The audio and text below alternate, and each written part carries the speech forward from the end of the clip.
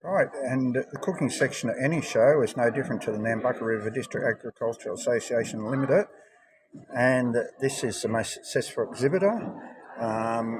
The sultana cakes here, always interesting, especially when they cut them to see whether the fruit lies in them, whether they're sticky. Savoury sausage rolls, it's something you don't often see in a lot of cooking things. The ubiquitous jam drops, great for afternoon tea.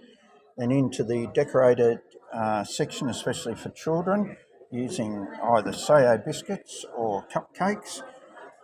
Ice cream cones in the background there. No, Laura, there's no ice cream in them, sorry. Then we go on to chocolate slice, Rocky Road. A few different types of things there. This is the children's section we're on now. Apricot jam drops there, muffins, and I want to finish this little short segment. We go past the pikelets, and that reminds me, if you look on the ASC website, you can buy country show cookbooks.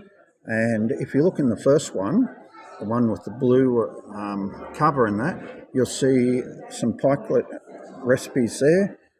That's by the person that's making these videos. So go and buy a book from the ASC. We're going to finish off one of my favourites that you don't see very often now, and that's mushrooms. They're lovely to eat, provided they've got fresh cream on them. And this person here has won the champion exhibit with these lovely mushrooms.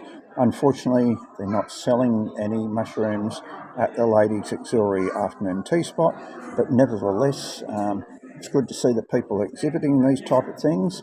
Hit the like button, subscribe, and tell us your experience with cooking. You might have had a mother or someone that was a good cook. You might have been a cook yourself at country shows, but whatever you do, make sure you come along to your country shows, encourage your children to become exhibitors, and they might have their name put up in lights like this happened here.